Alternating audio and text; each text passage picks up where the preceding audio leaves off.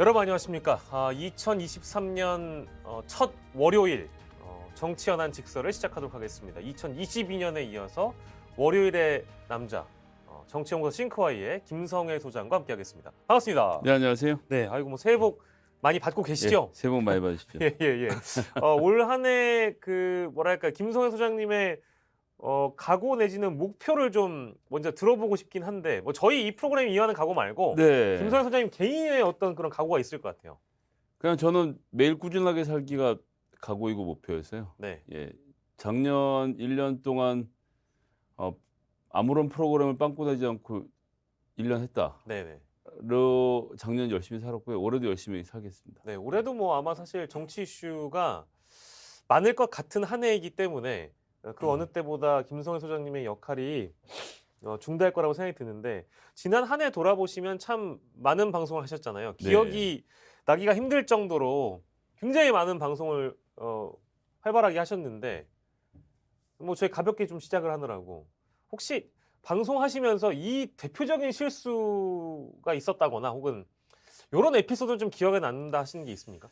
그러니까 이제 제가 어제 원고를 받아들고 네. 아내랑도 그런 얘기를 했었는데 그래서 내가 지각을 하거나 아니면 나가서 무슨 막말을 했거나 이런 거 찾아보니까 없더라고요. 아니면 누구와 싸우거나. 너무 무난하게만 해서 네. 예, 정말 심심하게 방송을 했구나 생각을 했고요. 네. 그나마 꾸준했던 저에게 있었던 에피소드는 네. 포르투갈전 16강 진출을 맞추면서 그걸로 이제 일부 방송에서 제가 네. 뭐 대진포까지 그려서 승률을 가지고 얘기를 했던 게 있거든요. 예.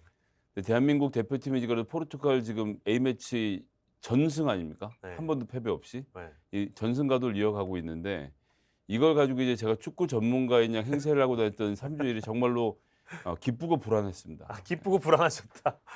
아는 잘 아니까 축구의 축자도 모르는 저자가 네. 방송에 저렇게 나가서 네. 태연하게 축구 전문가 행세를 하는 걸 보면서 네.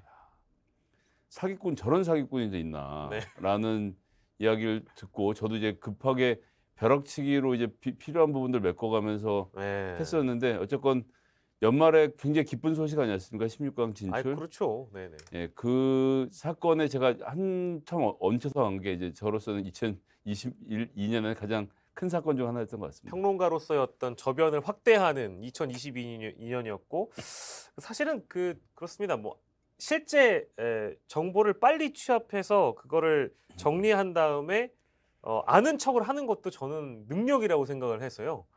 근데 실제가 아는 척이 아니라 실제로 아는 것처럼 들렸으면 뭐 저는 절반이 아니라 이미 성공을 했다고 생각을 하고. 그 사람들이 이제 국뽕 주제에 대해서는 그렇게 희망사항도 잘 읊고 네. 이게 다 잘 될 것이다라고 사기를 잘 치는데 예. 왜 정치 예측할 땐 그렇게 안 하냐? 정치 다 잘 될 거이고 누구 물러날 거 막 이렇게 좀 해야 되는데 예. 너무 건조하게만 이야기하는 거 아니냐는 비판도 좀 같이 많이 들었는데요. 예. 제가 뭐 제 분야가 아닌 꿈의 분야인 스포츠에서야 사기를 칠 수 있지만 네. 정치에서는 또 냉정하게 네. 톤을 유지해야 되지 않나 이런 생각을 했었습니다. 네, 맞습니다. 올 한 해 아무튼 화끈한 또 평론을 기대를 해보면서 네. 자, 2023년의 정치권은 사실은 혼돈의 카오스 이제 시쳇말이긴 합니다만 그만큼 좀 어지럽고 혼탁해지고 혼돈스러울 가능성이 매우 높은데 그 첫 발을 내딛는 정치적 이벤트는 국민의힘 전당대회가 될 가능성이 너무 크기 때문에 이거를 일단 먼저 저희가 좀 짚고 가보려고 합니다. 네. 자, 이 시점에서 누가 가장 가능성이 높다고 봐야 할까요? 현 시점에서는. 그러니까 대통령의 입장에서는 김기현 대표가 베스트인 걸로 보는 것 같고요. 네. 하지만 나경원 의원까지는 상관없지 않을까라는 생각 혹은 나경원이 아니고선 안철수, 유승민을 물리칠 수 없지 않나라는 불안감. 네. 이게 동시에 존재하는 것 같습니다. 그래서 여론조사 결과에 따라서는 나경원 의원이 될 가능성도 배제할 수 없다. 네. 그러니까 지금 결선 투표로 가는데 지금으로서 최악의 경우는 결선에 안철수, 유승민 올라가는 그림이거든요. 네. 그건 가능성이 좀 적을 것 같고. 예, 그렇게 해야 되겠냐 생각을 하지만 실제로 지금 당원 투표를 해도 유승민 3등이라고 하는데 나경원, 안철수, 유승민이에요. 네네네. 그러니까 그 당원 투표에서도 김기현 의원이 위로 치고 올라오질 못합니다. 네. 그것은 대통령님이 말씀하시면 받아 적겠다라고 말하는 당원들도 있지만 안 그런 당원도 많거든요. 예. 그런 사정을 감안하면 안철수나 유승민 중에 한 사람이라도 당원 내 여론조사에서라도 확실하게 제낄 수 있는 사람이 필요한 건데 김기현 의원은 이제 안 되니까 그 관저에 또 한 번 또 불렀지 않습니까? 부부 네. 동반으로. 뭐 네, 다른 네. 부부들도 있었다고 하지만 자꾸 힘 실어줘요. 예, 힘을 실어줌에도 불구하고 못 올라오면 예, 나경원 의원 카드를 쓰게 되는 상황이 오지도 않을까, 오게 되지 않을까 이런 약간 짐작. 음. 하지만 뭐 여전히 원픽은 김기현인 것 같습니다. 김기현 아, 의원인 것 현 같은데 시점에서? 근데 뭔가 원픽이라는 표현이 좀 그러네요. 예, 지금 현 시점에서는 이기는 편 우리 편인데 예, 다만 안철수, 유승민은 우리 편 아니다. 요것만 좀 규정해 놓은 상황인데 그걸 솜씨 좋게 치고 나온 사람이 없네요. 권성동, 김기현 뭐 다 안 되지 않습니까? 오히려 출마 얘기를 안 하고 있는 나경원 의원이 더 여론조사에서는 지지를 받고 있는 게 좀 기현상이죠. 그러니까 신년 그런 여론조사나 뭐 그 대중적으로 알려진 그런 조사들을 보면 김기현, 권성동 이런 인물들은 뭐 실제로 지금 뭐 매체에 많이 등장하기도 하고 언론에서 많이 다뤄지기도 하는데 나경원, 안철수, 유승민 이 세 주자에게 확실히 밀리는 건 맞는 것 같아요. 그렇죠. 조사를 봐도 그렇고 실제로 그러니까 그렇게 되면 아마 대통령께서도 이 성적표를 굉장히 냉정하게 봐야 되는 게 봐야죠. 이런 사람들을 실제 전당대회 당대표로 앉혀놓으면 나중에 총선 국면에 가서 그 트럭 위에 올라가서 유세하는 그림을 봐야 되잖아요. 그 인물들로. 그건 또 다릅니다. 다릅니까? 예. 그래요? 그러니까 이번 당대표 진용에서 방금 말씀하신 부분이 또 핵심 중에 하나인데 네. 누구나 다 생각할 수 있지만 김기현, 장제원 조가 무게차에 올라서서 네네. 종로거리를 다닌다라고 해서 국민들이 흥분하겠습니까? 안 하죠. 그러니까 지금 윤석열 대통령이 바라는 당대표는 내 말에 토달지 않고 집행할 사람. 네. 실무적으로. 그냥 수조. 예, 이겁니다. 수조. 예. 네. 그렇게 돼서 얘 빼 하면 빼고 얘 넣어 하면 넣고 지금 와서 다시 돌이켜보면 2018년쯤 장성철 소장이 폭로했던 얘기 2016년 예. 김무성 당대표 공천 과정에서 대통령실에서 당시 청와대에서 10명의 비례대표 명단 갖고 와서 이대로 공천해 네. 라고 했는데 김무성 의원이 말 안 들은 거 아니에요. 그리고 네네. 무슨 이제 옥새 런 사건부터 그렇죠. 시작해서 막 나가고 결국은 유승민 이재호 지역구에는 국민의힘이 당시 새누리당이 공천하지 않는 것으로 타협안을 냈는데 네. 안 이럴 사람이 당대표로 필요한 거예요. 그렇죠. 그리고 그 사람 그럼 당대표가 총선을 치르는 주역이냐? 아니죠. 그건 실무적으로 그걸 하고 있을 뿐인 거고 네. 선거위원회를 꾸리면 본인이 일단 가장 선두에 설 생각인 거고 예. 그 옆에 본인이 생각하는 선거대책위원회 그림 별도로 있을 겁니다. 예. 예를 들자면 여기에 예를 들어서 뭐 이상민 장관이라든지 한동훈 장관이라든지. 한동훈 장관이라든지 뭐 어떤 사람이 등장하게 될지 모르겠습니다만 지금 당대표는 앞으로 있을 총선에선 얼굴의 역할을 하지 않을 겁니다. 그런 걸 아. 상정해 놓고 지금 뽑는 거예요. 선대위원장과 당대표는 좀 별개로 보고 선대위에 들어간 인물들하고 선거는 또 내가 별개로 아는 보고. 사람들이 할 거고 니들은 실무 준비랑 예, 예, 예. 나 대신 욕먹고 자를 준비만 해. 네. 이렇게 욕을 하고 있는 욕먹고 거죠. 자를 준비, 내 사람 앉힐 준비. 그렇죠. 두 가지만 할 당대표인데 그러면 진짜 이건 완벽하게 뭐랄까 대통령에게 종속된 당대표여야 하잖아요. 그렇죠. 그렇죠? 왜냐하면 시키는 대로 해야 되니까. 그렇죠.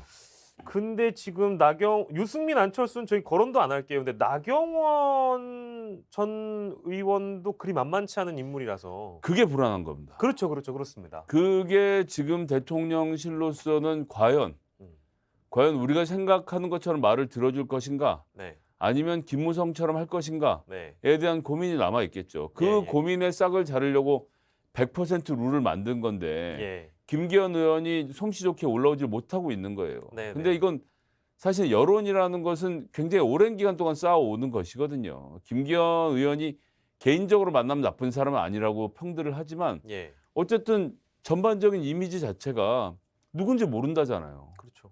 그러니까 이거를 어떻게 한 달 사이에 극복할 수 있겠냐는 거죠. 네. 극복 못할 거라고 저는 보는데 그래서 그러니까 맨날 저희가 그래서 강신업 변호사 얘기하는 거 아닙니까? 그렇지 않습니까? 근데 진짜 그거는 가능성 없을까요?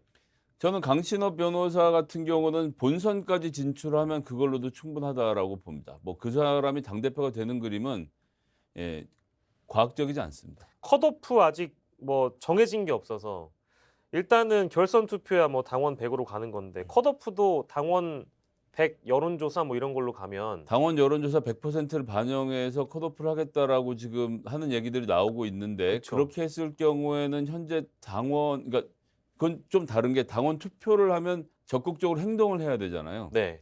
민주당 같은 경우 모바일로 해보면 당원 지금 100만일 때 한 40% 정도 투표하거든요. 예. 국민의힘도 크게 다르지 않을 겁니다. 예, 예. 80만 중에 40% 하면 30만 명에서 3, 40만 명 정도 투표하는 인원으로 보시면 되겠고요. 예, 예.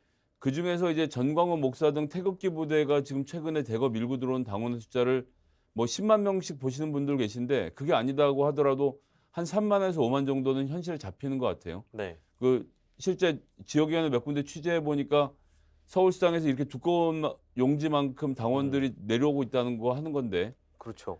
그렇게 해서 2, 3만 명만 모아서도 이 사람들 다 투표한다라고 보면 전체 투표에서 10%를 차지하는 거잖아요. 예. 그럼 최고위원 한 사람을 당선시킬 수 있고요. 예. 당대표 후보군 중에 원하는 사람 한 사람을 본선 진출까지 시킬 수 있습니다.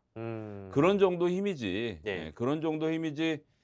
지금 당원들이 나와 있는 결과를 가지고 그 강신업을 아무리 김건희 여사가 뭐 미는지 여부도 확인되지 않지만 민다고 해도 강신업 변호사가 당대표가 되는 가능성은 좀 없다고 봅니다. 근데 이제 거꾸로 얘기하면 이게 너무 인플레이션이 돼서 그런데 예. 맞아요. 이런 인플레이션 사람이- 정확합니다. 네, 이런 네, 네. 사람이 본선 후보에 나가는 것 자체가 경악할 일이고 큰 문제인 겁니다. 근데 자꾸 강신업이 당대표가 될 것처럼 말을 하니까 네. 이 사람 본선 진출하는 것까지는 큰 문제가 아니라고 보여질 수 있는데 우리나라 정당의 당대표를 뽑는데 정치적 경험이 거의 전무한 상황인데 물론 이제 정치가 기웃거리긴 했습니다만 대통령도 아니고 대통령 부인의 팬클럽 회장을 했다라고 해서 이 사람 당대표의 후보로 거론된다? 엉망진창이 된 거죠. 이 사실 자체를 비판해야 되는 겁니다, 사실은. 맞습니다. 동상을 세우겠다라는 분이 당대표가 된다는 건 뭐 그만큼 대통령 부부나 대통령에게 종속된 당대표일 수는 있겠지만 이게 얼마나 정치 자체를 희화화시키며 또 전락을 시키는 것인가라는 그런 생각도 좀 해봤습니다. 뭐 K 변호사 얘기는 뭐 그 정도로 하도록 하고 체육관 선거 얘기는 왜 나오는 걸까요? 이거는 이제 사실 비판받아 마땅할 지점이기도 한데 네. 그 뭐래 보통 우리 결선 투표하게 되면 뭐 온라인도 반영하고 하잖아요. 네. 근데 이제 그걸 안 하겠다는 얘기입니까? 국민의힘은? 지금 이제 그게 문제가 되는 건데요. 정확히 얘기를 안 하고 있어서 네네네. 그러니까 설마 근데 그렇게 하겠어요? 근데 지역별로 하면 지역별로 순회하면 그 해당 지역에 열리는 투표구에 와서 주말에 투표하는 사람에게만 투표권을 부여하는 방식의 투표는 가능합니다. 야, 온라인을 다 배제하면. 그렇죠. 예. 직접 와서 해라. 그렇게 민주당도 얼마 전까지 했었어요. 국민 참여인단 경선할 때 그 국민 참여인단이 다 현장에 와서 투표하게 했습니다. 그런 정도의 참여 의식은 갖고 있어야 된다. 네네. 2012년이었나요? 그때 투표까지만 해도 그렇게 했거든요. 네. 그렇기 때문에 저는 배제할 수 없다고 봅니다. 그렇게 하면 선거를 망치겠지만 네. 어쨌거나 그렇게 해서 본인들이 원하는 인사를 예. 즉 안철수, 유승민을 밀어낼 수 있다면 그런 방법까지도 고려하고 남는 사람들이죠. 네. 그러니까 이제 이거는 그냥 안철수, 유승민은 안 돼라는 그 방향의 어떤 계획이니까 뭐 그럴 수 있다고는 치더라도 이미 민주당이 2012년에 했다고 하더라도 이게 여론조사가 아니라 온라인으로 당원들의 의견을 반영하지 않는 것은 좀 너무 구시대적인 거 아닌가, 시대에 뒤처지는 거 아닌가 이런 지적은 가능한 것 같아요. 네, 그렇긴 한데 뭐 하겠다면? 있을 수 없는 일인데 생기는 걸 뭐 저희가 어떻게 하겠습니까? 지들이 생기게 하겠다는데. 예. 알겠습니다. 자, 그리고 당대표가 뽑히고 나서 공천받은 인물들이 이제 자신이 당선되기 위해서 노력하지 않겠습니까? 근데 네. 이제 그 시기는 좀 우리가 좀 멀리 보긴 해야 돼요. 물론 그때 당시에 대통령의 지지도가 어느 정도로 올라와 있는지가 그 공천받은 인물들이 대통령을 얼마나 또 위시해서 선거를 하는지 그걸 예상할 수 있는 바로미터가 될 수 있을 텐데 여당의 친윤 세력이라고 할 수 있는 혹은 대통령의 어떤 은총을 받아 공천받은 인물들이 대통령에게 등 돌릴 가능성은 전혀 없나요? 전혀 없을까요? 그거는 또 별개 문제죠. 네. 예, 왜 별개가 예, 되냐면 최근에 나왔던 전국 지표조사 여론조사 결과 보시면 수도권이 PK가 수도권이랑 거의 붙었어요. 그러니까 지지율이 내려오고 있습니다. 뭐 네. 지금 긍정적인 여론조사 결과에 대해서 말씀들 하시는 분들 계신데 그게 중요한 게 아니고 전체적으로 봤을 때 지금 현재 국민의힘 구도로 보면 전체 의원 중에 3분의 2, 66.7%가 정확하게 영남 지역에 있습니다. 대구 경북 지역과 PK 지역으로 나뉘어져 있는데 여기에 다선 의원들이 대거 포진해 있어요. 다시 딴 지역은 올해 국회의원 하기 어렵거든요. 네네. 권성동 의원 등 몇 명 있긴 합니다만. 근데 TK는 여전히 공천만 받으면 당선이 확실시 되는 상황인데 PK는 여론이 점점 더 나빠지고 있습니다. 네. 거기에다가 또 다른 돌발 변수인 김경수의 등장이 김경수 지사가 그냥 앉아만 있어도 경남 지역의 민심이 들썩거릴 수가 있습니다. 그 말은 다른 말로 하면 PK 지역에서 윤석열 대통령의 지지율이 내려가면서 윤석열을 간판으로 안 거는 정도가 아니라 국민의힘으로 출마했다가 내가 지면 어떡하지라는 걱정이 되기 시작하면 예. 이 사람들이 개혁에 대한 이야기를 가장 먼저 꺼내 들게 될 사람들이라는 겁니다. 네네. 근데 공교롭게도 김기현, 장제원조가 둘 다 PK잖아요. 울산하고 그렇죠. 부산. 네. 네네. 그래서 여기는 그 해당 지역의 여론을 신경 쓰지 않을 수 없는 입장이라는 게 있기 때문에 예. 오늘 충성 맹세는 내년 이 시점까지 유효할 거라고 보긴 어렵죠. 그리고 사실 그때 상황이 돼봐야 아는 예, 거겠지만. 대한민국에서 2023년 1월에 2024년 1월 특히나 총선 3달 앞의 상황을 예측하라고 하는 것은 그건 불가능하죠. 네. 아니 그래도 또 이제 오늘 이 시간은 김성회의 천기누설 시간이기 때문에. 그러니까 제 입장에서는 지금 현재 민주당이 가장 신경 써야 될 건 PK의 민심을 흔드는 거고 PK에서 근데 이건 약간 양가적인 측면이 있는 게 PK가 흔들려서 PK가 생각하기에 윤석열 대통령과 거리를 둬야지만 본인이 국회의원을 한 번 더 할 수 있다고 생각하게 되면 예. 개혁파가 힘을 얻는 거예요. 그러니까 총선 준비를 좀 더 정신 차려서 할 가능성이 높아지는 겁니다. 오히려 PK하고 TK만 그 자리만 보장해 주면 네. 수도권 선거는 어떻게든 망치든 상관없이 선거를 치를 사람들이거든요. 예. 근데 PK가 흔들리면 거꾸로 전체 국민의힘 내에서의 선거 개혁의 바람이 불 가능성이 존재한다. 그 가능성은 윤석열 대통령과의 거리를 두는 것으로도 존재하지만 네. 수도권에 힘을 실어주는 방향으로도 바뀔 수 있다. 그래서 민주당 입장에서 윤석열 대통령이 아주 적극적으로 개입하는 총선이 가장 좋은 그림이고 가장 바람직하고요. 국민의힘 입장에서는 거꾸로고 그렇죠. 아, 네. 입장이 서로 다릅니다. 네. 그 국민의힘 지역위원장 얘기 잠깐 해볼 텐데 지금 조광특위가 일부 지명했잖아요. 네. 뭐 논란이 된 인물들이 워낙에 많이 있어서 특히 청주 서원이었나요? 이쪽에 그 변호사가 공천을 받았는데 대통령하고 아주 가깝고 최근에 사면을 받은 인물이 또 공천이 되다 보니까 네. 공천이라기보다는 어쨌든 지역위원장으로 앉다 보니까 이건 나중에 차후에 이제 윤심과 가장 가까운 사람들, 윤석열 대통령에 충성하는 사람들은 무조건 지역위원장으로 갈 수 있다. 이제 이런 걸 충분히 예상케 한 밑그림이라고 저는 보는데 어떻게 보셨습니까? 진짜 믿을 수 있는 한우 거세우의 최고 풍미와 육질. 높은 산 깊은 골, 청정 자연에서 자란 천혜의 선물. 셀럽이 맛으로 검증한 뒤 자신 있게 추천합니다. 소중한 분을 위한 귀한 선물. 명절 특별 선물 세트 스픽스몰에서 맛있고 좋은 한우.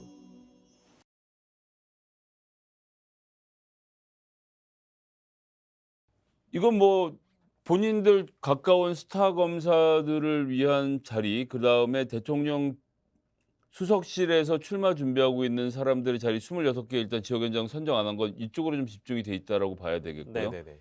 거기다 플러스 검사 출신의 변호사들과 검사들과 또 검찰 수사관들 이 들어올 수 있는 자리들을 만들고 지금 최대한 확보하는 것. 네. 28일에 복권하고 29일에 지역위원장 자리를 내주는 건 엽기죠. 저는 솔직히 충격받았습니다. 이건 정확한 시그널이라고 봐야 되겠죠.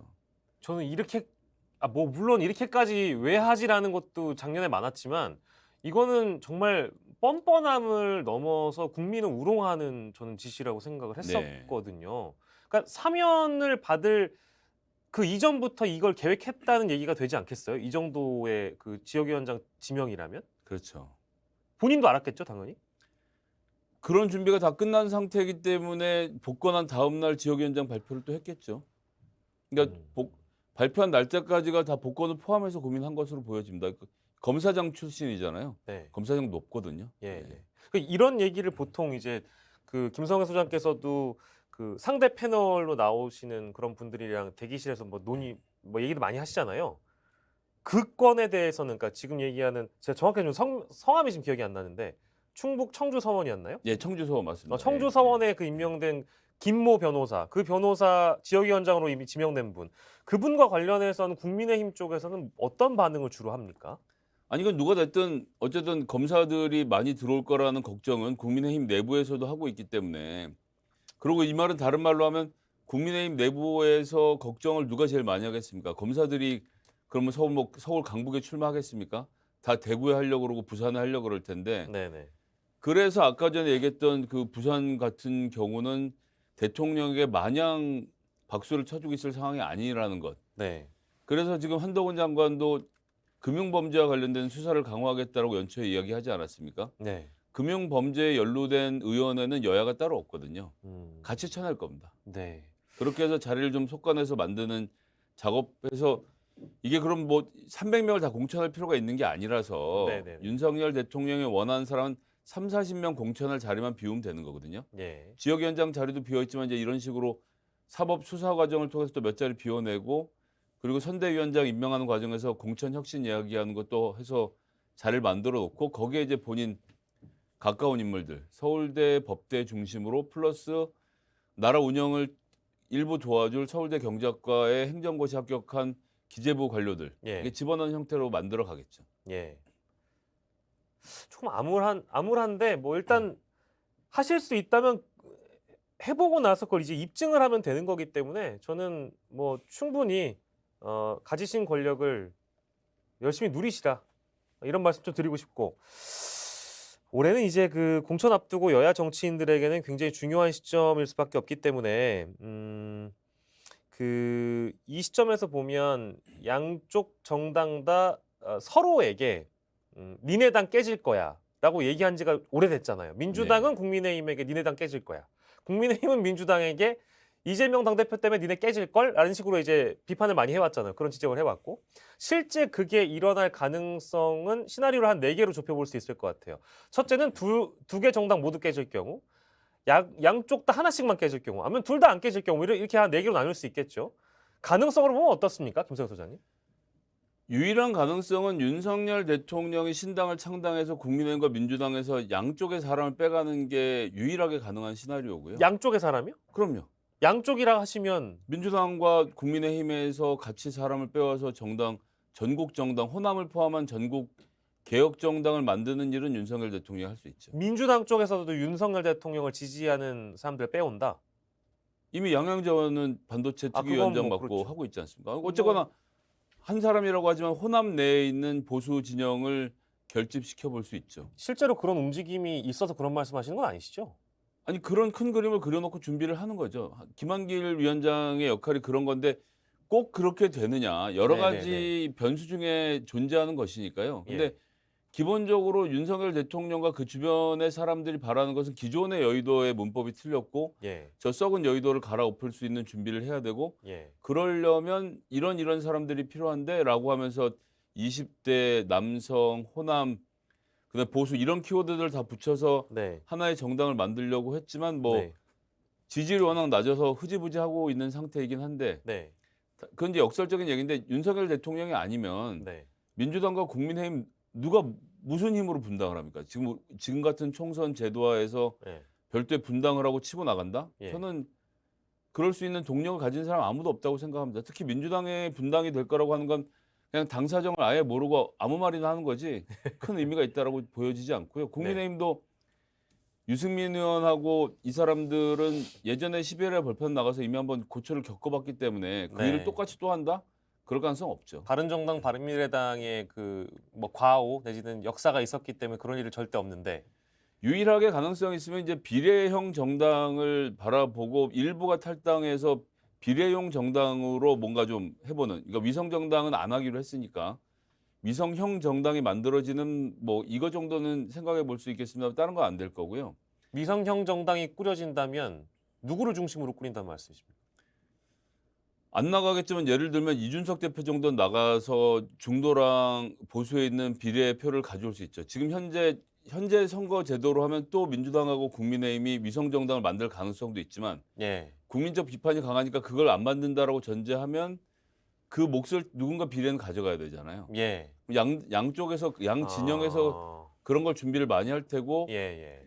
이 보수 우파 같은 경우 특히 아스팔트 세력들이 여기에서 그 의석을 가져가려고 노력할 거고 예. 뭐 정광훈 목사도 마찬가지고 뭐 예, 강신업 변호사도 마찬가지고요. 그럼 정당이 그럼 지금 몇 개 등장하는 건가요? 지금 좀 혼란스럽습니다. 그들 간에 합종 연행했겠지만 비례는 딱 정확히 지지율대로 나눠 먹기 때문에 꼭 합칠 필요도 없거든요. 예, 예. 여기서 2석 저기서 3석 가져갈 수 있죠. 그렇죠. 그렇게 한다라고 가정하면 그러면 이제 이준석 대표 같은 사람 나가서 중도까지 포함해서 비례 쪽을 보수의 표를 하나로 결집시킬 힘이 있을 텐데 예.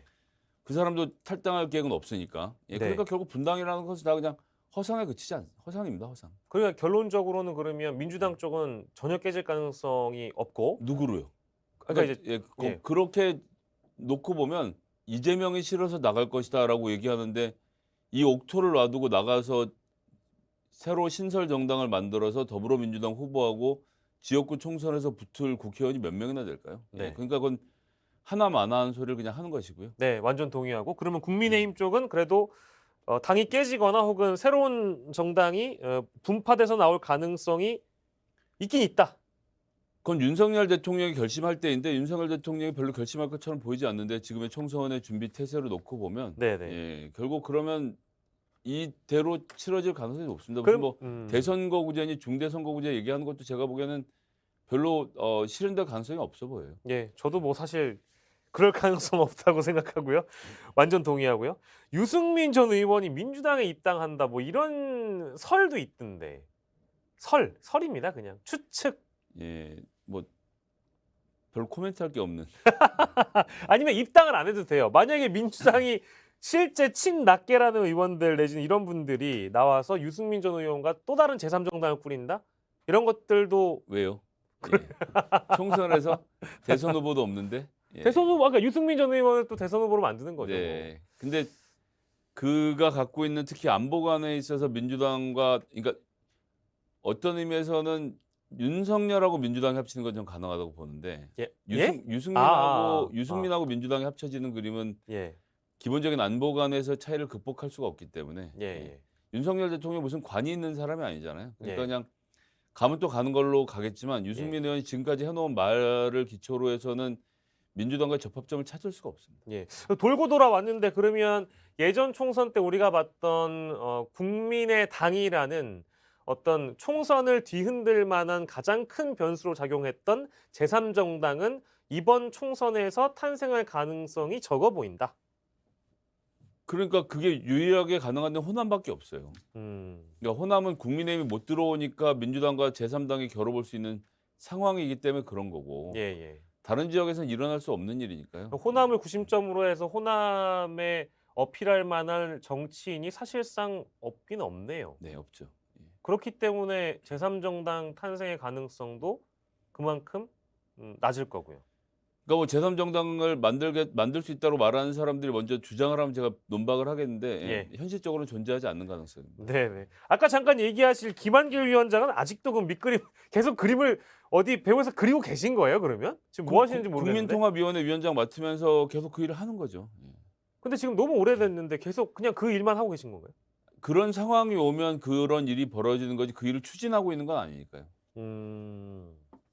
그런데 지금 현재 구도로서는 국민의힘을 윤석열 대통령이 장악하는 방식으로 하는 게 낫겠다고 판단하면 그냥 그렇게 하겠죠. 그리고 이준석 등이 붙어 있을 때 호남 청년 그룹을 합쳐서 뭔가 해볼 수 있었던 그림이 있는 건데 지금 뭐 그럴 수 있는 원동력도 없고 윤석열 대통령이 집권 초반에 국정 운영을 잘해서 지지율이 높았으면 그것도 해볼 수 있었을 텐데 지금 있는 지지율은 그냥 보수 유튜브 보는 사람들의 지지율일 뿐이잖아요.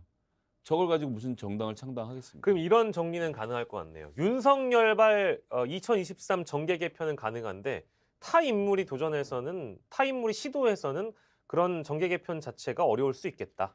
그죠? 네, 그래서 뭐 윤석열 대통령이 한다는 건 아닙니다. 그쵸. 할 만약 사람을 굳이 찾자면 굳이 그렇다는 찾자면. 거지. 예, 그 외에는 가능성은 없다. 알겠습니다. 하긴 뭐 이제 정계 개편이라는 것도 구도적인 측면에서 인물이 있어야 되고 지역이 있어야 되고 구심점이라는 게 분명히 존재해야 되는데 우리가 뭐 흔히 이제 정치를 뭐 이제 가치 정당 뭐 이제 가치라고 얘기를 하지만 그거보다는 아무튼 이제 대선 주자 인물들이 어느 정도에 모이느냐의 문제이기도 해서요. 아무튼 알겠습니다. 호남이 중심이 될 수 있는 그런 제3정당의 탄생은 가능성이 낮다. 알겠습니다. 자, 윤석열 대통령 2023년, 2022년에도 국회와의 관계에서는 뭐 기대를 할 수가 없을 것으로 보입니다. 뭐 협치라는 것도 어려워 보이고 기대하는 분들도 좀 적은 것 같고요. 어떻게 전망하세요? 일단 오늘 신년사에서 협치 얘기를 싹 빼고 했고 국회에 뭘 제출하겠다고만 했잖아요. 네. 예, 기본적으로 정치에 대해서 전혀 알지도 못하는 사람인데다가 상대방을 죽이는 것 외에는 다른 답이 없다고 생각하는 거거든요. 구속 아니면 방면 이렇게밖에 없는데 그래서 민주당과 협치, 정치적 협상 이런 거는 공간은 전 아예 없다고 봅니다. 양쪽이 더 지금보다 격렬하게 싸움을 해가겠죠. 네, 기존에 저희 연말에 통과한 법안들이라든지 이런 민주당 주도로 통과한 법에 대해서 대통령이 거부권을 행사한다. 이것도 이제 2023년에 벌어질 수 있는 일 중에 가장 뭐랄까 화제가 될 만한 일일 수 있겠다. 이제 이런 전망들도 나오던데. 거부권 정치? 거부권 당연히 행사할 거라고 보고 저는 그래서 민주당에게 계속적으로 요구하고 있는 것이 지난번에 이태원 국정조사 찬성했던 투표에 참여했던 의원이 183명. 네. 입니다. 그러니까 17명이 더 있으면 200석을 맞추는 거잖아요. 그러니까 대구 경북 지역은 어렵겠더라도 PK 지역에서는 좀 가능하다고 보고 예. 대통령이 거부권 행사한 안건에 대해서 제의를 발의할 수 있는 게 200석이거든요. 예. 그걸 맞춰서 윤석열의 이 전제 군주에 가까운 독재 정치를 의회가 견제할 수 있는 방안을 찾아보는 것. 네. 전 이게 2023년에 민주당이 풀어야 될 과제 중에 하나라고 생각합니다. 민주당이 풀어야 될 과제. 민주당이 설득해서 국민의힘 일부를 이탈하게 만들면 예. 대통령의 거부권을 무력화시킬 수 있죠. 음. 그럼 개헌도 할 수 있고 예. 뭐 탄핵 정족수도 채우는 것이기 때문에 전 뭐 지금 상태에서 윤석열 대통령이 지금까지 해온 일로 탄핵을 할 수 있다고 생각하지는 않습니다. 네, 네. 여튼 근데 그 200석을 민주당 쪽에 우호적으로 두느냐 안 두느냐는 네. 에 대해서 윤석열 대통령이 가지는 압박과 공포의 크기는 달라질 테니까요. 예. 저런 식으로 국회 의회 정치를 완전히 깡그리 무시하고 정치를 하겠다라고 하면 의회가 여야를 떠나서 저는 견제를 할 필요가 있다고 생각합니다. 음.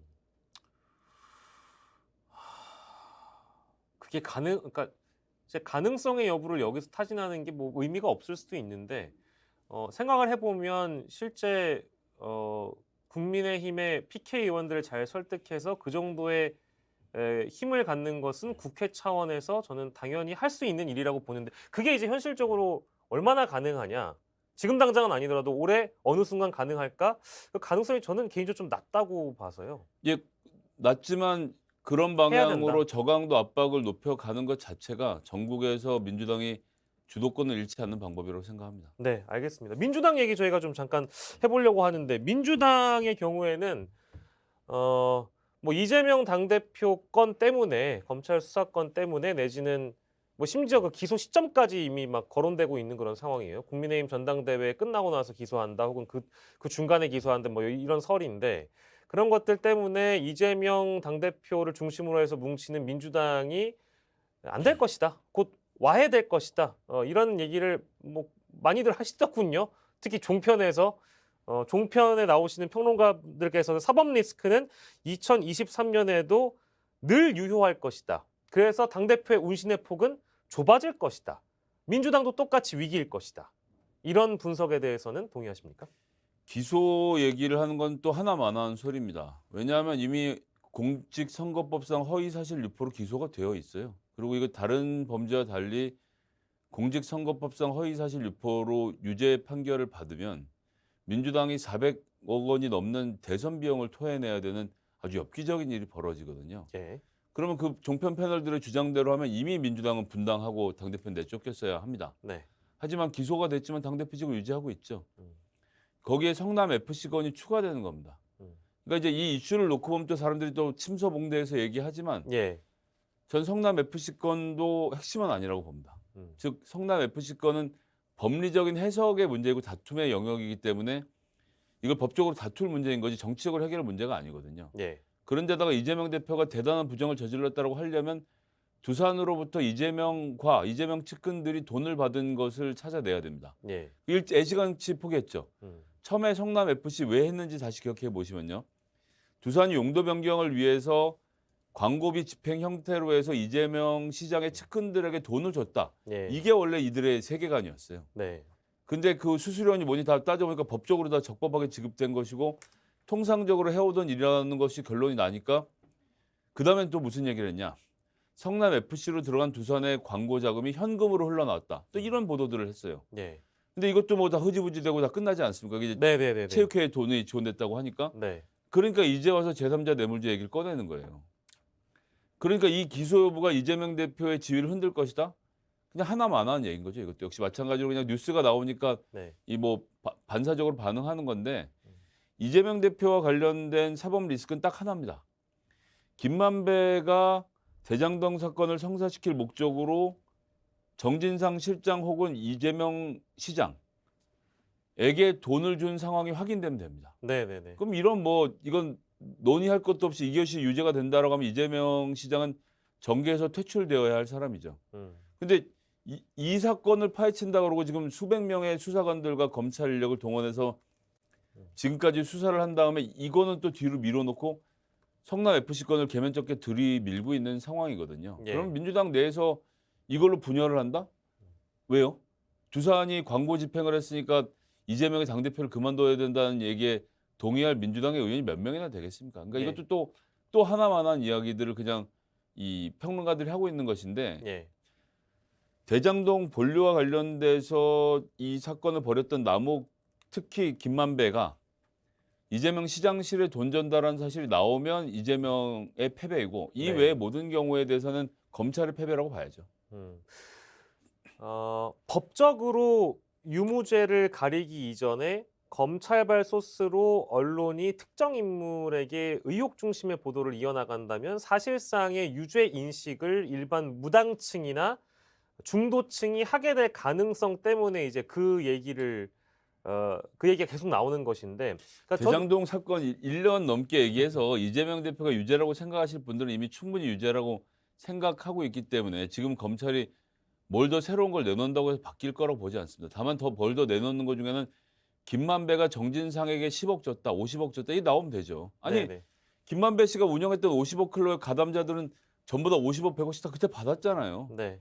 그럼 정상적으로 사고해 보면 420억이라는 돈을 이재명 시장실에 주기로 했으면 최소한 하다못해 50억이라도 이미 전달이 되어 있어야 되는 상황인데 예. 이 부분을 입증하면 돼요, 검찰은. 그렇죠. 네. 근데 이걸 못하면 그건 검찰 책임이지 그럼 이재명 대표 책임은 아니지 않습니까? 맞습니다. 입증은 검찰의 몫이기도 한데 뭐 이제 저도 뭐 전적으로 그 100% 소장님 말씀에 동의하지만 끊임없이 검찰이라는 조직은 수사권을 통해서 한 명의 정치인을 뭐 괴롭힌다는 표현은 그렇지만 계속 이제 의혹 보도를 언론이 하게 만들고 검찰발 소스를 밖으로 흘리고 피의 사실을 공표하고 하는 게 그동안 사실 통해 왔던 측면도 없지 않아 있거든요. 그렇기 때문에 그 부분을 우려하는 분들 입장에서는 이게 올 한 해도 이재명 당대표 입장에서는 괴로운 한 해가 될 수 있겠다. 이 정도의 예측을 당연히 괴롭긴 하겠는데 그 네. 괴로운 것이랑 국민들이 생각을 바꾸는 것엔 큰 차이가 있고 네. 이미 이재명 대표를 1년 넘게 검찰과 언론이 악마화해 왔는데 예. 지금까지 안 믿던 분들이 지금 갑자기 믿을 가능성이 전 높지 않다고 봅니다. 예. 저도 동의합니다. 어쨌든 이재명 당대표는 뭐 올 한 해도 이제 이런 위기의 문턱들을 잘 넘어갈 수 있을 거라고 보십니까? 어떻습니까? 네, 그 얘기는 다시 원래 얘기로 돌아가서 김만배로부터 돈 받은 네네. 거를 입증하는 문제인 거지 그 외에 다른 문제로 되지는 않을 거라고 보고요. 실질적으로 이제 지난 6개월 동안은 사실은 이제 행정관료 출신의 그러니까 지방자치단체장을 했던 이재명 대표가 정치인 이재명으로 변신하는 과정이었는데 예. 좀 달랐을 거라고 보거든요. 예. 옛날에 딱 선언만 하면 나머지는 알아서 밑에 있는 사람들이 집행하는 구조였다고 하면 지금은 당대표로서 의원들을 직접 만나고 설득하는 과정들이 필요해요. 그래서 민주당이 갖고 있는 비전을 어떻게 보여줄 것인가가 지금 이재명 대표에게 주어진 숙제이지 예.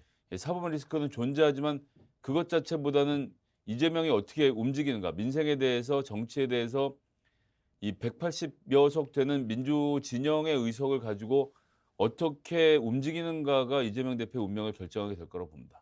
작년 연말도 그렇습니다만 뭔가 특정한 이재명 당대표와 관련된 사안이 나오면 뭐 정당 안에는 자유롭게 의견을 개진할 수 있는 거니까. 그러니까 민주당 의원들 중에는 이재명 당대표에게 동의하지 않는 사람들이 언론에 등장해서 지금 소장님의 의견과는 조금 다른 결의 얘기들을 이재명 위험하다. 이재명 검찰에 출석해서 조사 받아야 된다. 민주당의 위기다. 이재명의 위기는 이재명이 해결해야 된다라는 식의 의견을 내뱉는 걸 보면 이거 민주당이 이재명 당대표 중심으로 뭉칠 수 있는 조직인 건 맞아? 이제 이런 물음표가 달릴 수도 있다라는 것이죠. 제가 너무 걱정을 많이 하나요? 진짜 믿을 수 있는 한우. 한우 거세우의 최고 풍미와 육질. 높은 산 깊은 골. 청정 자연에서 자란 천혜의 선물. 셀럽이 맛으로 검증한 뒤 자신 있게 추천합니다. 소중한 분을 위한 귀한 선물. 명절 특별 선물 세트 스픽스몰에서. 맛있고 좋은 한우.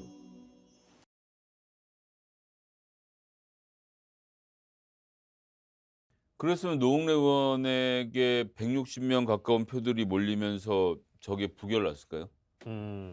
그래서 저는 다 그냥 하는 얘기다. 그리고 이제 네네. 그리고 민주당은 굉장히 민주적인 조직이라서 이재명 싫다라고 말할 수 있는 국회의원들이 있습니다. 그리고 있는 게 당연하죠. 네. 어느 당대표 시절엔 조용했습니까? 조금만 과거로 돌아가 보면요. 문재인 의원은 당대표를 할 때 당대표직을 결국 나와서 김종인 비대위로 넘어가서 총선을 치렀어요. 맞아요. 그럴 만큼 시끄러운 정당인데 지금 갑자기 모두가 일사불란하게 움직인다? 안 움직이면 당이 불안하다? 네. 그때도 마찬가지고 지금도 그렇고 근데 더구나 그때 이제 소위 말하는 호남 내에서 초호 세력들이 많이 나가고 난 다음에 지금 현재 민주당이 갈라지길 바라는 건 그것도 그냥 평론을 하려고 말을 만들어내는 거지 네. 구체적인 실체와 증거가 없습니다. 그럼 뭐 이원욱 의원이랑 서른 의원이 두 분이서 창당에 나가서 당을 만들 거란 이야기인 건지. 예. 네, 그래서 그런 개별적인 의원들이 이재명 대표에 대한 불만을 이야기하고 사법 리스크에 대해서 우려를 표명하는 행위. 네. 이 자체로 그런 한 서너 명의 의원이 떠들면 당이 깨진다? 이건 그냥 거기다 말보태기를 좋아해서 하는 얘기인 거지 정치적으로 조금만 생각해보면 아무런 의미 없는 얘기인 겁니다. 예. 아무런 의미 없는 얘기를 돌려 거듭 확인 또 재확인을 하며 민주당은 지금 상황에서 뭐 위기란 표현도 좀 그렇습니다. 아무튼 잘 헤쳐나갈 수 있을 거지에 대한 확인을 김성애 소장님을 통해서 해봤어요. 위기는 이재명 대표 본인의 리더십에 있는 거지 예. 외부적인 요인에 있다고 생각하지 않습니다. 그래서 민주당이 어떤 방향으로 어떻게 나갈 것이고 네. 윤석열 정부 어떻게 맞설 건지를 보여주는 본인의 그림인 거지. 예. 뭐 조금 전에 제가 구체적인 실명을 거론해서 그렇습니다만 이원욱, 서른, 조홍천, 박용진 의원이 말한다고 해서 예. 밖에서 박지원 비대위원장이 뭐라고 말한다라고 해서 갑자기 이재명 대표가 그 당대표직을 잃는다? 네. 이건 그냥 언론이 작은 비중의 이야기를 크게 보도하고 있는 것에 불과하고요. 여론은 그렇게 움직이지 않습니다. 예. 리더십 얘기를 해주셔가지고 저는 이재명 당대표 얘기는 이 정도로 마무리하려고 했는데 이재명 당대표의 리더십에 2022년에 그 리더십에 문제가 있었습니까?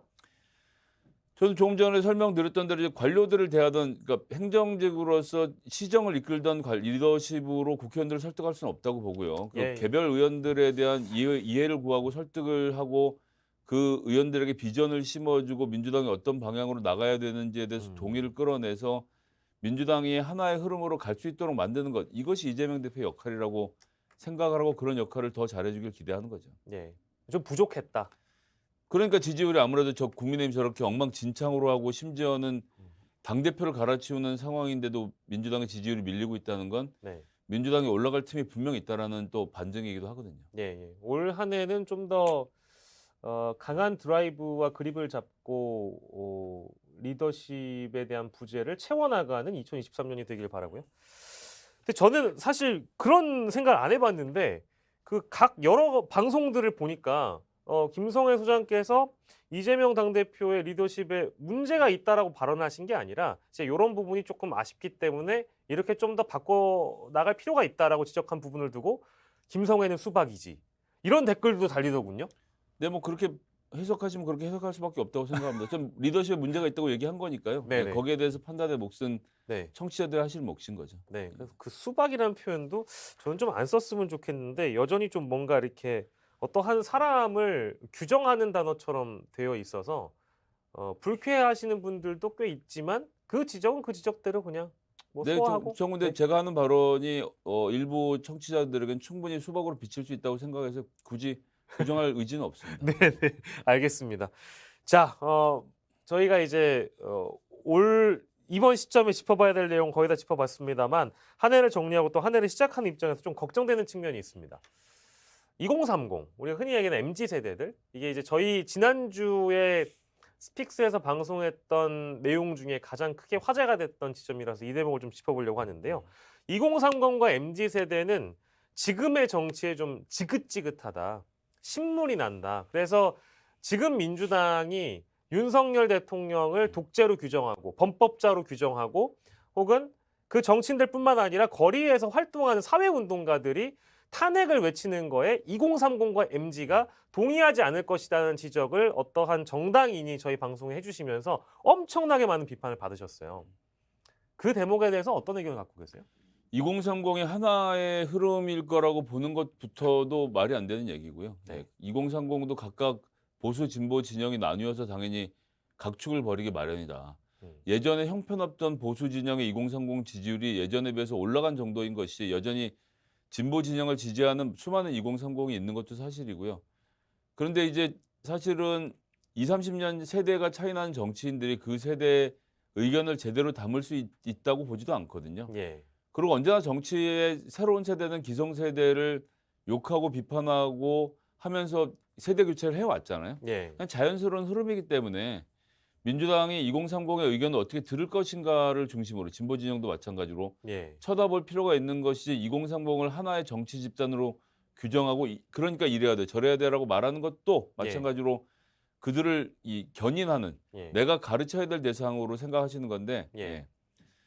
저는 그렇게 보기보다는 정치를 하는 사람들 입장에서는 2030이 여러 계층 지방이냐 서울이냐 또 뭐 고졸이냐 대졸이냐 여러 가지 조건과 이 상황에 따라 다른 2030들이 각각이 어떤 현실에 처해 있고 어떤 것을 바라고 있고 무엇이 문제가 있는지를 들으려고 하면 되는 문제이다. 이것을 네네. 하나의 성격으로 규정하는 자체는 동의가 되지 않습니다. 뭐지 뭐 한 세대로 딱 묶어가지고 이들이 이렇다라고 규정하려고 했던 것은 아니고 이 안에서 뭐 다양하게 또 나누어져 있겠지만 너무 뭐랄까 구호적인 측면에서 독재, 탄핵, 뭐 범법자 그러니까 이미 선출된 정권에 대해서 비판을 하는 것이 좀 지겹다라고 지적하는 2030들이 있다 하면 그 사람들에게 뭔가 동의를 얻으려면 이제 그런 행위를 그만해야 된다라는 지적을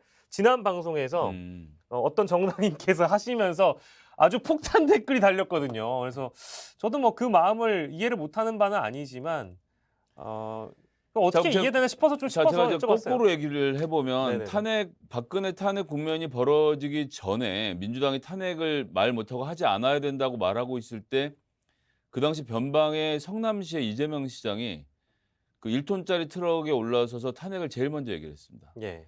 1%도 되지 않던 이재명 시장의 지지율이 4, 5%로 급전직하로 치고 올라갔었는데 그럼 그때 이재명에 대한 지지를 했던 그룹이 어디냐? 중도층이에요. 그러니까 우리가 말하는 그 소위 말하는 어느 정파에도 속하지 않은 중도층이 그러니까 민주당 지지했던 사람들이 지지를 한 게 아니라 중도층에서 기존의 권력 체계에 대한 심한 염증을 느끼고 있던 사람들이 야 이재명 말 시원하게 하나 하면서 지지를 높였고 이 모든 세력들이 모아서 이재명 시장이 대선 후보로 나갈 준비가 됐던 그림이 있습니다. 네. 그럼 이건 어떻게 설명을 거꾸로 하겠느냐? 그러니까 음. 다양하게 존재하는 이 여론의 그룹들 중에서 어느 한쪽만 가지고 뭘 할 수 있다고 말하는 자체가 예. 그러니까 탄핵을 불쾌해하는 MZ세대가 있으니까 탄핵을 말하지 말아야 된다라고 한다면 거꾸로 탄핵을 불쾌해하는 민주당이 있을 때 탄핵을 얘기해서 결국은 대선 주자까지 올라간 이재명 시장에 대한 설명 못하지 않습니까? 그렇죠. 각각은 각각대로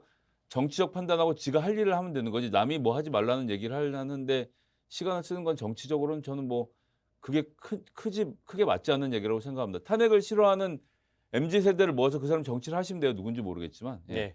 그렇게 해서 세력을 더 키우면 되는 문제인 거지. 네. 이래야 되니까 우리가 탄핵에 대한 얘기를 하면 안 돼. 이것도 이상한 얘기인 거고. 예, 거꾸로 마찬가지로 야, 우리가 탄핵을 얘기하는데 저 젊은 애들은 아무 생각이 없으니까 왜 탄핵을 얘기하지 않는 거야라고 비판할 필요도 없는 겁니다. 예, 예. 각자가 정치적 주장을 들고 나와서 더 많은 여론을 어느 쪽에 얻어가는지를 놓고 각축을 벌이는 거지. 예. 내가 맞다라는 생각으로 문제는 해결되지 않습니다. 지난주 토요일에 있었던 저희 12월 31일자 왁자지껄을 보시면 확인하실 수 있습니다. 자, 마지막 질문을 좀 드리고 싶습니다. 김성애 소장께서는 혹시 그 정치의 뜻이 없으시진 않은 것 같고요. 근데 이게 이제 그러니까 현실 정치에 뛰어든다는 건 결국에 이제 국민들의 선택을 받는 거기 때문에 다음 총선이라든지 혹은 차후에 계획이 있으십니까? 24년 총선에 출마할 겁니다. 예. 오, 지역구를 정해서 출마할 생각으로 예. 준비하고 있습니다. 그러면 혹시 그 지역은 밝히셔도 되는 거예요? 아니 이제 지역과 관련된 문제가 아직 정리가 안 돼서 그러면 당 내부와 소통이 좀 있습니까? 어떻습니까? 그건 당 내부와 소통할 문제는 아니라고 보고요. 지금 예. 단계에서 당에서 어딘가 지역을 정하고 이럴 수 있는 건 아니니까요. 네네. 제가 알아서 개척해 나갈 문제겠죠. 어디를 개척하고 계신지 여쭤보면 안 되는 거예요? 그러니까 이제 그걸 그것을 아직은 공개할 단계는 아니라서 아, 그러세요? 준비가 되는 대로 예. 빠른 시간 안에 공개하도록 하겠습니다. 예. 어쨌든 출마 계획이 있으시다. 그럼요. 예. 그리고 지역을 지금 정해가는 과정이시고. 그렇죠. 예. 예. 방송하려고 출마하는 게 아니고 출마하려고 방송하는 겁니다. 뭐 솔직해서 너무 좋습니다. 근데 사실은 그 김성애 소장님 같이 합리적인 인물이 이제 정치를 하셨을 때 좀 더 우리 정치가 더 나아지고 가능성이 있는 영역으로 나아간다고 저는 생각을 해서 응원해 드리고요. 다만 좀 그 지역에 대한 판단은 그 주변 분들이랑 어떻게 논의를 하고 계신지는 살짝만 힌트를 주시면 좋을 것 같은데. 여러 가지 변수를 놓고 이야기를 하고 또 그 해당 지역에서의 흐름도 봐야 되고 해당 지역에서 네. 주요한 정치인들과도 상의를 해야 되고 예. 당 지도부에서도 어떻게 생각하시는지 등을 여러 가지로 고려해서 정해야 될 문제인데 예. 여전히 지금 상황에서는 당 지도부가 어느 지역구에 뭘 어떻게 하는 문제를 정할 수 없고 정해서도 안 되거든요. 그래서 예. 그건 전적으로 제 정치적 판단이라고 생각하고 있습니다. 험지 출마하실 계획이 있으십니까? 험지냐 죄송합니다. 아니냐를 따질 수는 없는 문제라고 보고요. 예, 예, 네. 험지로 보면 험지고 험지가 아니게 보고 험지가 아니고 그런 거죠. 뭐 언론에서 분류하는 이제 이른바 험지들. 네. 네. 그렇게 보면 민주당이 글쎄요, 그건 좀 더 두고 봐야 될 것 같습니다. 제 생각에는 김성애 소장님 같은 분은 그 국민의힘에 있는 당대표급이나 그 중진 의원들이랑 붙어도 손색이 없을 정도라고 저는 생각하는데 그렇지는 않습니다. 그럴 만한 계획은 없으신지요? 예, 당대표라고 하면 지금 당대표는 김기현 의원인데 제가 울산에 출마할 수는 없으니까 예, 수도권에서 출마할 겁니다. 수도권이요? 예. 예. 저 어느 지역이 될진 모르겠지만 저희도 나중에 한번 개인적으로 좀 여쭤보도록 하고. 아무튼 그러면 2023년에 그럼 김성애 소장님께 가장 중요한 거는 출마에 대한 부분이 가장 중요하겠네요. 방송을 하시는 이유도 출마를 위해서 하신 거라면 출마가 어쨌든 가장 메인 목적 아니겠습니까? 네, 2024년은 출마해서 당선이 되도록 여러 가지 준비들을 열심히 해가야 되겠죠. 네. 근데 그건 제가 평소에 꾸준하게 하는 일들 잘하는 데서 힘이 나올 테니까요. 네. 그래서 꾸준하게 평소에 하는 일을 열심히 해야 된다고 생각합니다. 제가 이거 마지막 질문에 김성애 소장께서는 다음 총선에 하고 물음표만 달아놨거든요. 근데 제가 이렇게까지 관심 있게 여쭤볼 생각은 안 했는데 평소보다 우리 김 소장님께서 되게 조심스럽게 답변해 주시는 것 같아서 아마 공개하실 수 있는 시점이 되면 네. 공개를 해주시겠죠. 알겠습니다. 응원해 드리고요. 월요일의 남자였습니다. 우리 김성애 소장님과 함께 작년 한 해 조금 들여다봤고 올 한 해 전망을 좀 그랜드하게 해보는 시간을 마련해봤습니다. 정치연한 직설, 정치연구소 싱크와이의 김성애 소장과 함께했습니다. 고생하셨습니다. 예, 감사합니다. 네, 정치연한 직설이었습니다. 저희는 다음 주 이 시간에 다시 돌아오겠습니다. 여러분 고맙습니다. 진짜 믿을 수 있는 한우. 한우 거세우의 최고 풍미와 육질. 높은 산 깊은 골. 청정 자연에서 자란 천혜의 선물. 셀럽이 맛으로 검증한 뒤 자신 있게 추천합니다.